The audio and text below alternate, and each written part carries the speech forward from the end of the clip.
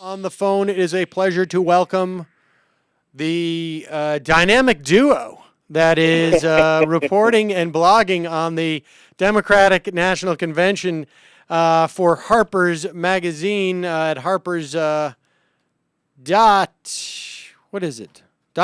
right? Harper.org. .org. Sorry, guys. We're an org. Okay, so, Jack, let's start with you. It is day 3 now. It seems a little bit different than the Republican National Convention. Well, yeah, no, this is a very, very different convention. First of all, it looks so much different. I think I don't know. People just here seem to be a little bit more party centered. You know, I don't know. Just looking down the street, people seem to be having a much better time. And maybe that's Charlotte, which is, a place full of great barbecue joints, and the street is filled with vendors, and there's practically like a kind of Mark Twain 19th century atmosphere here. You know, people peddling all kinds of puppets and, posters and buttons and everything else. There's food everywhere. There's even like little company stands, Verizon, all these vendors, people here are selling stuff. In Florida, it was just, once you were inside the containment area, there was just very little that wasn't absolutely controlled, and there seemed to be, if there was joy and pleasure, it was held at private events, and you didn't really witness it on the street. I bet. I would agree with that. Charlotte has a little bit too much of a kind of Stamford modern city thing going on, but it's at least a somewhat human place.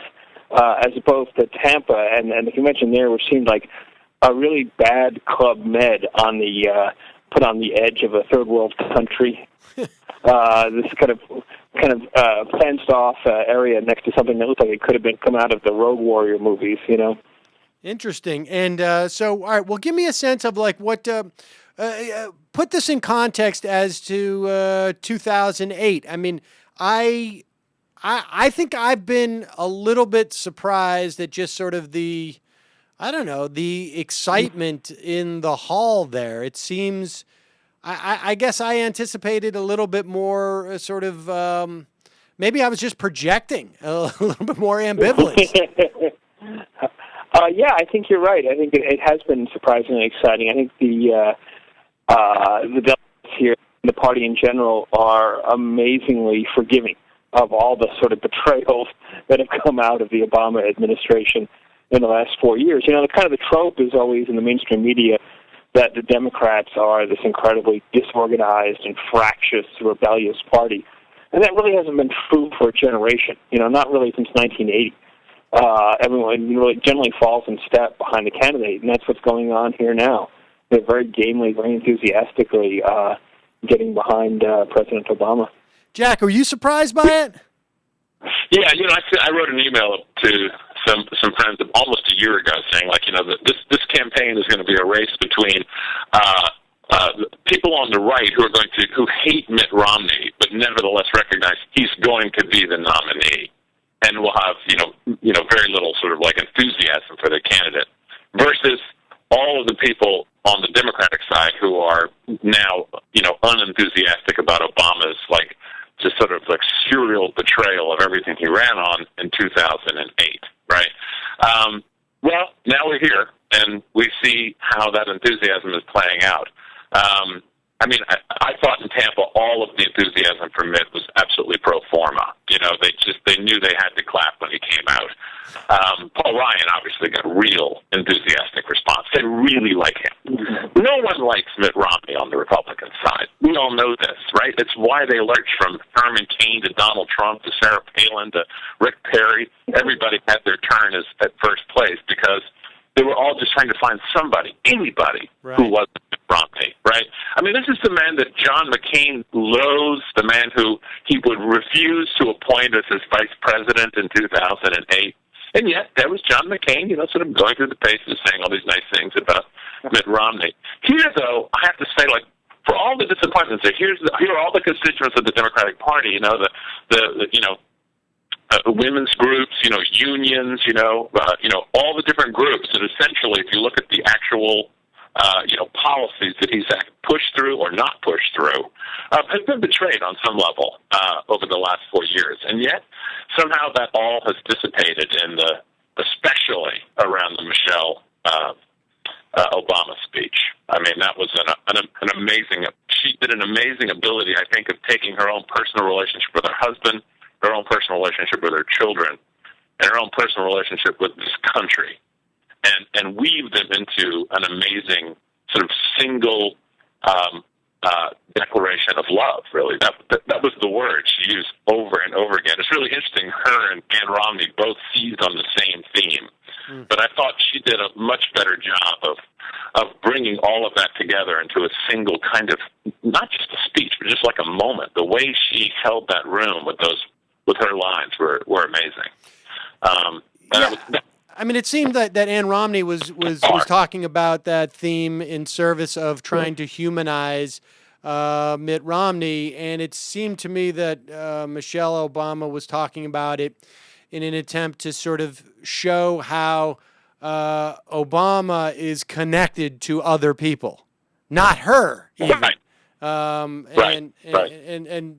I mean, the speech was pretty amazing. Let's talk about last night, Kevin. What did you make of? I mean, you know what struck me was, you know, and I didn't think Elizabeth Warren's speech was I love the content of it. I mean, I think, you know, she's obviously not as polished at giving a speech in a room like that, like Bill Clinton. I don't know if anybody is, but you know, what struck me was they were almost, I mean, at the very least, Elizabeth Warren was almost an indictment of much of what Bill Clinton stood for, it seems to me. Oh, sure. You know, and here again, you see the loyalty. I thought it was a very good speech, actually, particularly for somebody who's an amateur.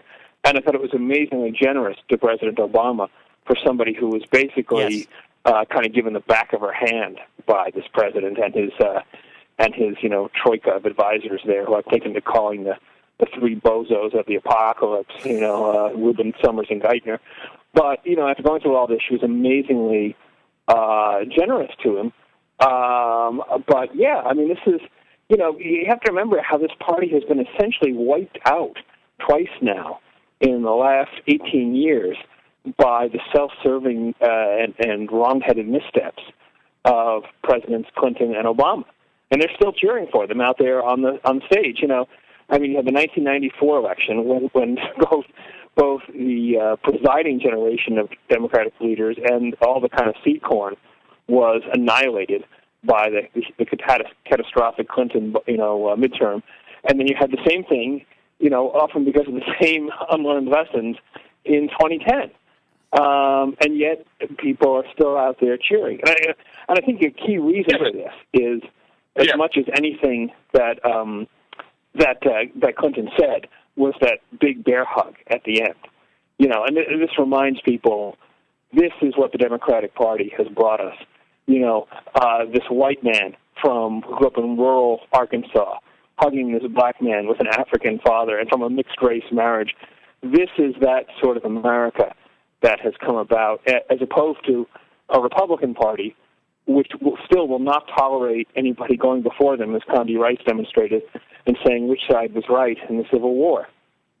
Yeah, it's interesting, Jack. I mean, you know, like this convention, I would have never guessed, even a week ago, that this convention was going to be so oriented towards social issues. I mean, I knew it would be oriented towards social issues, but I didn't know it would be so oriented towards social issues, so oriented towards identity. It seems like we have come, this is almost like the culmination of sort of the dilemma of the Democratic Party in some respects. I mean, it's working in this instance, but it is the dilemma, at least from the perspective of people like myself, who want to see the Democratic Party get back to a place or become a vehicle again for economic justice for as many people as possible. And it seems like they've been able to almost short of the Warren speech, completely sidestep it.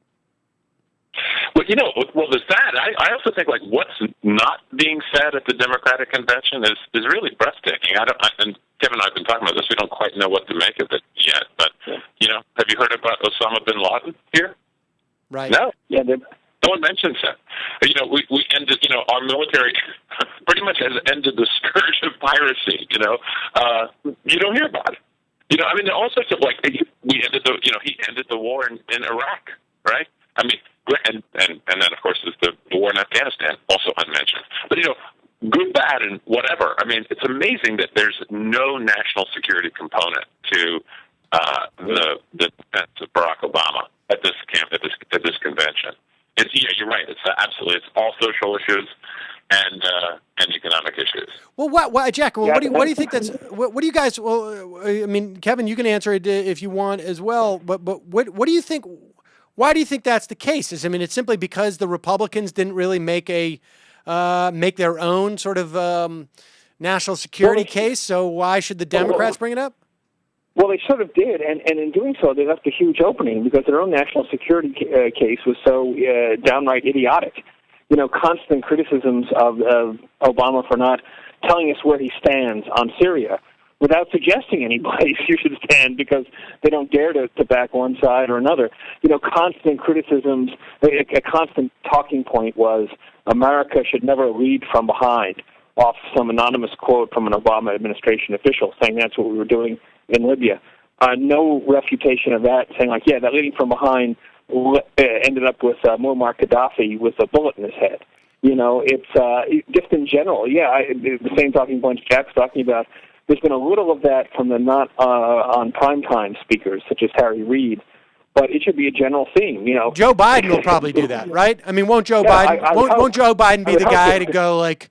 Won't Joe Biden be the guy? We saved GM. We killed Obama or whatever it is. Yeah, we killed Osama. Yeah, like bin Laden dead. Osama. Yeah, exactly. We saved GM, killed Osama bin Laden, killed Gaddafi. And ended the war in Iraq. There's been actually, in many ways, a stunning series of successes. In foreign policy for the administration, but for some reason they're not willing to engage on that. I think it's a mistake. Jack, it's a total mistake. It's a total mistake. First of all, the Republican attacks on Obama in Tampa were bizarre. Condi Rice. Her entire critique of Obama is that he's not speaking clearly, and yes, and the leading from behind business.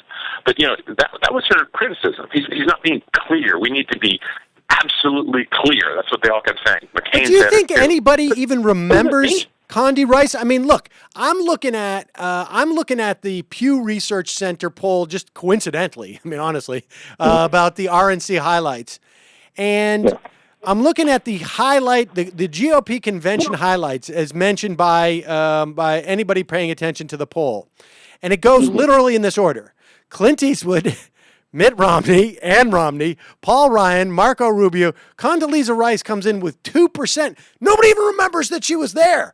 As soon as Clint Eastwood came up and spoke to a chair, it was like nothing happened, before then, and maybe barely something after.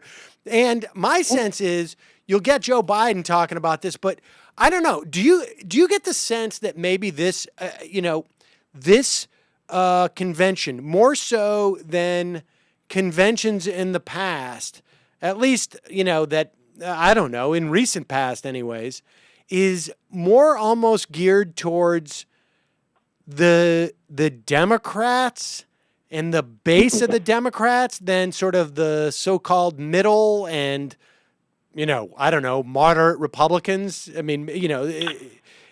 get the sense that this is really about, we're going to mobilize our people. I think that's it. Let me just point out there was a Nielsen. The Nielsen ratings of the Republican convention came out a few days ago, and Mitt Romney had like a third fewer viewers than John McCain did in 2008. It's really just plunged. I suspect we'll find the same thing is true of the Democratic Party next week.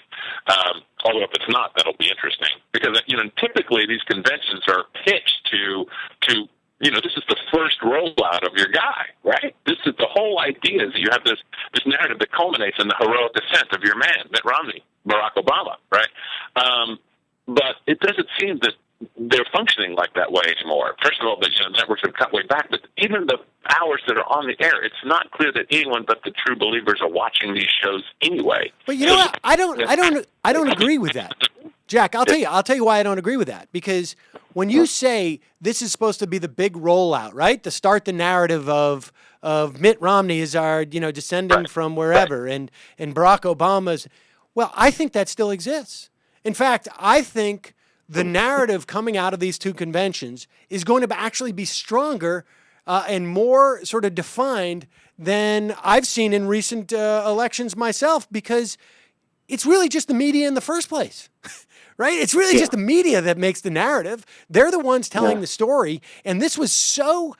I mean, we've got one more night, but I have a feeling that, Barack Obama is not going to come out and trip on himself and, and give a dismal speech. I mean, it's sort of almost like a foregone conclusion that I don't think I've seen such a stark difference between conventions. And I'm speaking as someone who, again, has so much ambivalence that to the extent that, I've had more trouble watching the DNC than I did the RNC, because I felt more cognitive dissonance in watching the sort of like just the ecstasy in Charlotte than the sort of the moroseness in Tampa.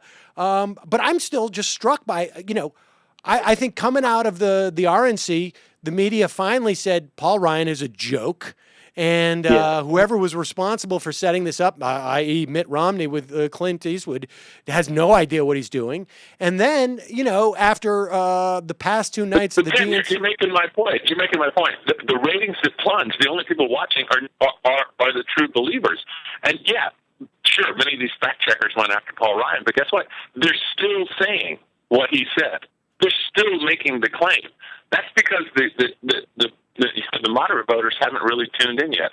I think it used to be that this was when you pivoted out of your insider talk, your conventions, your primary talk and all that stuff, to this larger audience. But I don't think that pivot is going to happen now until practically October.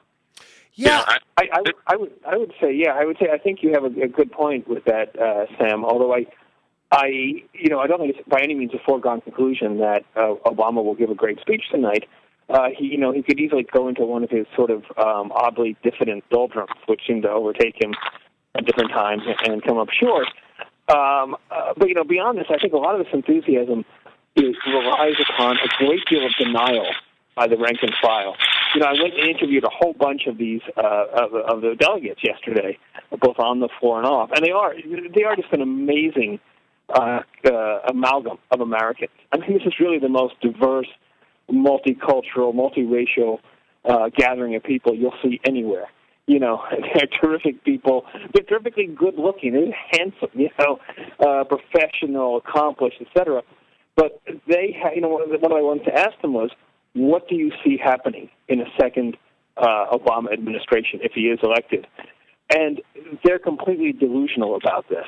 They think it's going to be just like moving to the left, completing and nailing down things like health care and job creation and improving education. And they're not really paying attention to any of the talk in the commentariat and in the Obama administration about this grand bargain on the budget that will cut Social Security benefits and Medicare benefits and probably up the retirement age. They're just not, whether delibereatly or not, they're just not paying attention to any of that. And I think there's going to be kind of a rude shock coming if Obama is reelected. But I think that's what's keeping the peace for now. There's a lot of that, like the real Obama is actually going to come out in 2013, and finally he's going to be unshackled. Is that the theory? Oh, yeah, it's amazing. And I asked him, how is this going to happen? Even assuming that he has these liberal urges, which I think is a big assumption at this point. Right. What's going to do this? And the answers are just completely absurd. A couple of them say he'll use more executive power, but most of them really think either Democrats will sweep both houses and or Republicans will come to their senses and realize they've got to, just govern in the best interest of the country, and we'll all go along to get along, and we'll just make everything better. And this is just, I mean, Mitch McConnell was just out once again. Mitch McConnell, the human fire-up, was just on the air again saying the other day how, we are not going to cooperate, period. Forget about it. And it's still like they won't hear this at all. Jack, do you think that the country is in this sort of national, almost like this shock? I mean, it seems to me like you've got the Republicans are completely deluded as to what a second Obama administration would look like. And the Democrats are completely deluded as to what a second Obama. And it's just I just remember as a kid playing Frisbee. And I was running backwards and I ran into a tree. And the guys I was playing Frisbee with said, I literally stood there stunned for 5 seconds that I had hit a tree, and then I just collapsed on the ground. And I feel like there's this national sort of moment where we just sort of run off the cliff and nobody realizes that there's no ground underneath. And, I mean, what is going on down there? Is it just what happens when you go south of the border? It's something like you. Well, I guess you're not south of the border. You're in North Carolina. I mean, it's just. I think there is some glimmer of hope in that. Did you catch this guy? Murdoch is the Tea Party candidate who's running, and now that he's the nominee, he's pivoted away from the Tea Party and is now saying that what we need is bipartisan solutions. And I think he's only saying it not because he believes it, but he's hearing from the voters that 4 years of just inaction in the middle of a recession is not acceptable. And even I think both Republicans and Democrats, whether they'll act on it or not, or get past their own self-interest and gaining power by frustrating the other side, but especially the Republicans who now have made this like the primary platform plank of their party. Whether that's going to actually change or not, I don't know. I was talking to this guy, Dick Harpootlian, who's this very famous Democrat down in South Carolina, where I'm from, and he was saying that if Obama really wanted to make his second term work, he would campaign in the Claire McCaskill districts and basically challenge Todd Akin and say, "Will you say publicly that you will work with me and compromise with me in the new term? Or will you join your party's chorus of, frustrate Obama on everything? Will you reject everything that I bring up in the second term if I win?" And make those candidates say now whether they're just going to be, whether it could be Mitch McConnellites or whether they're going to, do something like what John McCain used to do. Well, I guess my problem is that I'm quite convinced that if these people work together, they're not going to do anything to benefit the economy. I mean, exactly. that's my fear, is that they're just going to go ahead and say, well, now we can agree to cut Social Security and Medicare, and we'll cut government spending, and, and then in 3 years, I guess we will, we'll Osborne this whole thing and try it again. Exactly. I'm hoping for status. I'm hoping for status. That's my best hope. I hope the Republicans stick to their guns so nothing disastrous gets done. I think that's our best hope for the next 4 years. No, I agree with you. I mean, my biggest concern now is that David Koch the other day said, I'm open to tax increases. I mean, that to me is that's the scariest thing I've ever heard, because this guy owns half of the Republican Party. Yeah. I blogged about this the other day, but let me just say to all of your Republican listeners, Sam, there will be a stimulus package if Mitt Romney becomes president. This is the really big lie of the Republican convention, because Mitt Romney's already signaled that he's going to do it. He's even said it.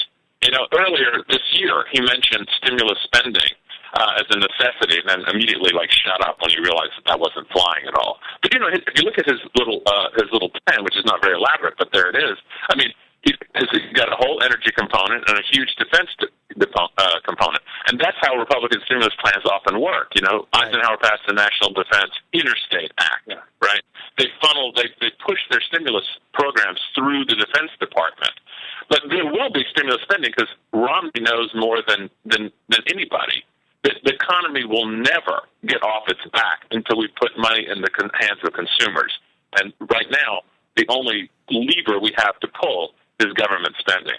There'll be an excuse for why we can't fix the deficit this year, next year, whatever it is. Just like under Cheney, right? Deficits don't matter. That's what he said, right? And into the deficit spending we went. That will happen again. That will happen again. Mitt Romney is president, because there is no other way that he can pretend to win second term unless the economy turns around. Are you making an argument that we should be voting for Mitt Romney? Well, no, I would think. I would think that I think Jack would agree that stimulus program will be called invading Iran. And that's the problem with it. Right. Right. Well, I mean, let me ask you this. That may be the case, but yeah. Do you get a sense from the delegates there? I mean, were people talking about this in the building anyways? Because I saw a little bit of discussion about this, but not much. The dichotomy between Elizabeth Warren and Bill Clinton. The dichotomy in what sense? In the sense that Elizabeth Warren is basically indicting all of everything she was indicting was Bill Clinton was the essence of what Bill Clinton is. I mean, everything else is just sort of commentary in some respects. Sure. I mean, but are people conscious of that? I mean, the people who are watching these speeches, did you get the sense that there was this level of awareness that, when Elizabeth Warren says this thing is rigged, and then Bill Clinton later talks about how,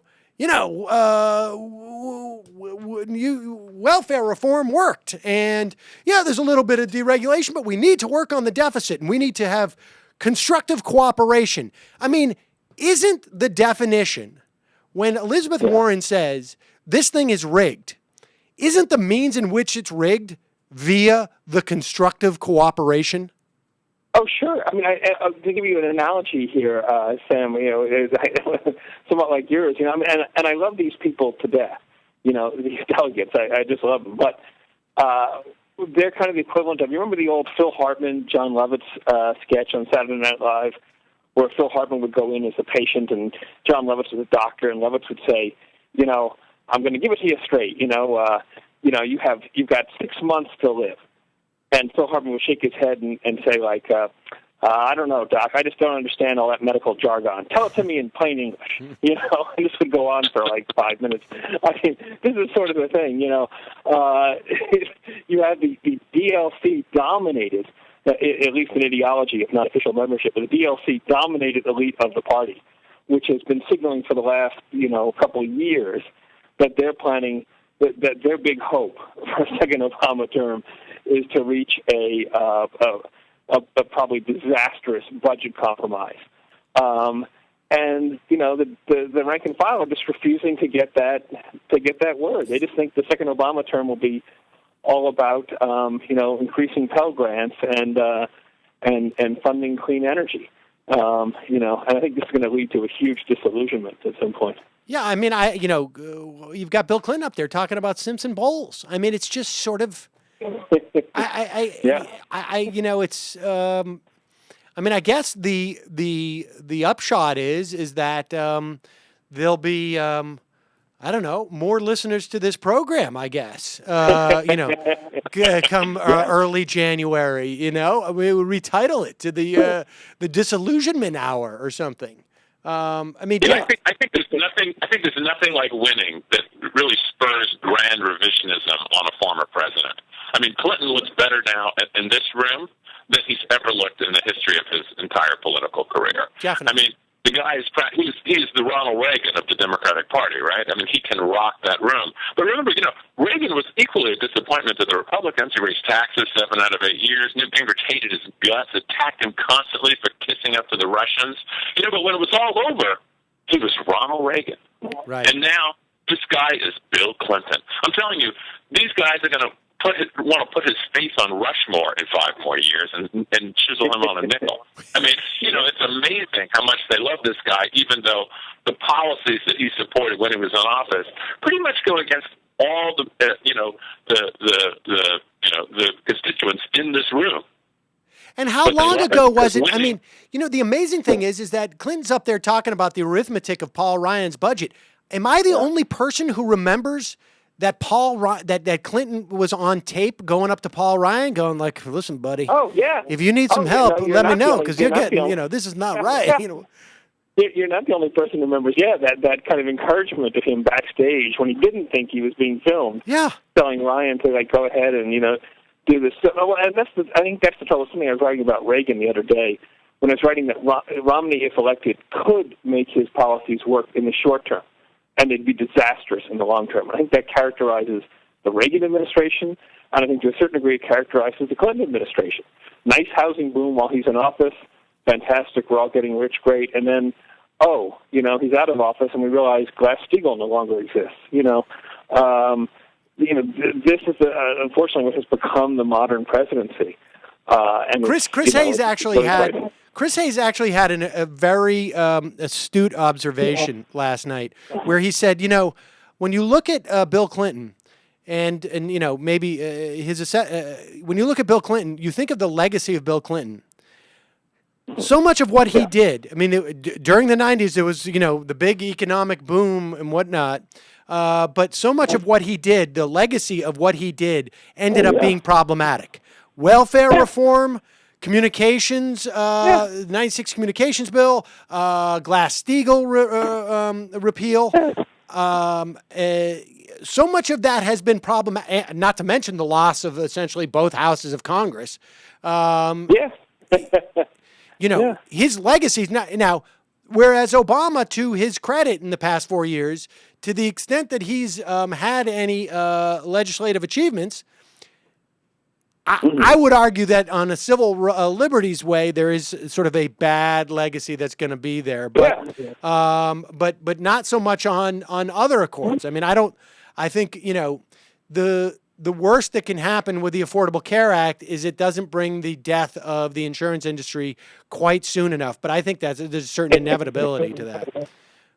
I from your lips to God's ears. But I would. I find it frightening, for instance, how willing he was to completely sell out on the budget and actually adopt Laffer curve philosophy in 2011 in trying to reach this grand bargain. He was going to agree to massive tax cuts for the wealthy and have them not made up by anything but the presumed business activity that would create. He was swallowing the entire Republican philosophy, hook, line, and sinker, and doing it in this very quiet, calm way. That would have shattered the party right there. I find these people, quietly terrifying in their way. How little devotion they have to anything but themselves, Is the phenomenon of deifying Clinton, is that just sort of like a natural? I mean, that seems to happen to every president once they're out of office, unless they actually still continue to, unless they actually tack to the left in some respects. Like Jimmy Carter seems to be more of a leftist to the extent that than he was certainly in office. I mean, I guess it's hard to measure because he's policies, but he's not enacting policies. But it almost feels like there's this like huge amount, this mass of national love out there that just can't quite settle on anybody who can actually be in a position to do something and disappoint them. So Bill Clinton is sort of like a safe repository for that. I think he also comes off tremendous. I'm sorry. Go ahead, Jack. Go ahead. I think he also comes off tremendously well as being somebody who enjoys politics. I get so tired of the modern politician who obviously so doesn't enjoy being out there. Bill Clinton gets up, and he's just going to give this big, leisurely old speech. He's going to just play with it. He's going to have fun. He's going to ignore the primetime, deadline of 11 o'clock. And he's just going to do what he wants to do. He loves this. And I get frankly annoyed after a while with people like President Obama, like Mitt Romney, whatever, who, for whatever reason have decided to become president to pad their resumes, but don't like politicking at all. Love the game or get out of it. And I think that's what some of his appeal is. Yeah, let me hold on. We just lost Jack. Let me see if I can just get him back on for a second. Okay. Hold on 1 second. Oh, Jack. We don't need Jack. What the heck? It's probably true. We really don't need him, but we'll try. just cut him right off there. Oh, Jack. No, he's not there yet, but we can pretend like. No, the conversation's going much better without Jack. Oh, we'll wait till he gets. Yeah, Jack, did you get offended or something by what Kevin was saying? I'm always offended by what Kevin Baker has to say. I understand. About deification, I would say, like, remember how, quickly Harry Truman became, the give him hell Harry, and, I mean, so many of these presidents, arrive at this sort of new status when they leave office, but some of them don't. I'm not sure. I mean, Jimmy Carter's had this tiny little bit of rehabilitation, but, they still parked him in the outer precincts in terms of his time slots at this convention, right? Well, I mean, Jimmy Carter has continued to be sort of, has not melded to the conventional wisdom. I mean, he's been pretty open and honest about what's going on with Israel. He has been far more aggressive in telling truths than, say, Bill Clinton. Bill Clinton just comes out and just goes, "I love these guys, but they're bad at math." Meanwhile, I'm going to go and make $400,000 speaking to one of the world's greatest monsters, who was a dictator of some oil company. I mean, who knows? You know what I mean? Yeah. Here will be the real test of American revisionist history. Will George W. Bush ever in our lifetime be rehabilitated as a great Republican president? Well, it's funny that Clinton made the first move toward that last night by lauding him for his policies in trying to help famine and disease in Africa. And it's the one thing George W. Bush deserves some credit for. Yeah. Right, but I think to get deified, you need something bigger than what Jimmy Carter had a couple of good things that he could point to, but the overall tenor of his George Bush gave to charity. Okay, great, and he took a plane trip. No, he probably did save millions of lives. That was a good thing. But as Clinton was, the funny thing last night was you had more past Republican presidents mentioned in a laudatory way by both Clinton and by Elizabeth Warren, who lauded Teddy Roosevelt, than you had, I think, in the entire Republican convention. I mean, if you watched the Republican convention, you would have thought presidents before Barack Obama were John F. Kennedy, for some reason, and Ronald Reagan. And last night, Clinton got in every Republican president after 1933, with the exceptions of Richard Nixon and Gerald Ford, and said very nice things about him.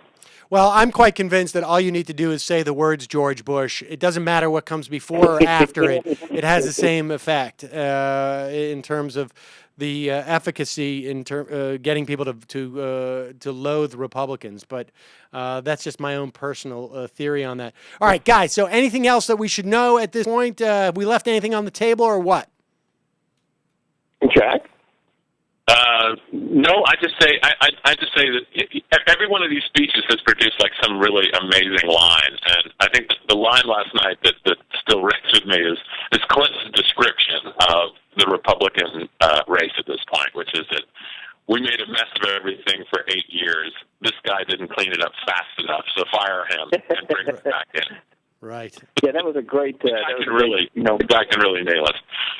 Yeah. Yeah, that was a great thing in a nutshell. And he really got across how absurd a lot of these Republican charges are, which is another reason why they love him. And again, I think there's a certain desperation behind all the unity and the enthusiasm. I mean, after watching the Republican convention, I was about ready to charge out there and volunteer for Obama again and give him money again.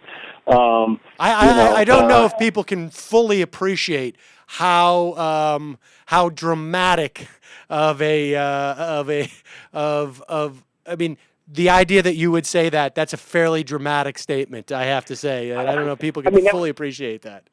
I mean, that was my emotional charge. Right. Well, I had been a huge Obama supporter originally, and then, 3.5 years of betrayals, and not so much. But these people were so loathsome in Tampa. They're so disgusting. They're delusional. Their every idea for the country's future is so horrifying that all this Ayn Rand / Catholic Church of the 13th century, whatever incoherent nonsense is so terrifying that, maybe those smiles at the Democratic Convention are desperate hope, for something better than that. I mean, to elect Mitt Romney and give the Republicans total power would be an act of national suicide. And I think the fear of that happening is maybe what drives a lot of this new Democratic enthusiasm. Well, on that note, guys, thank you so much. Always appreciate hearing from you. And, of course, we have a link up to both of your work on harpers.org. Great stuff. Thanks for joining us.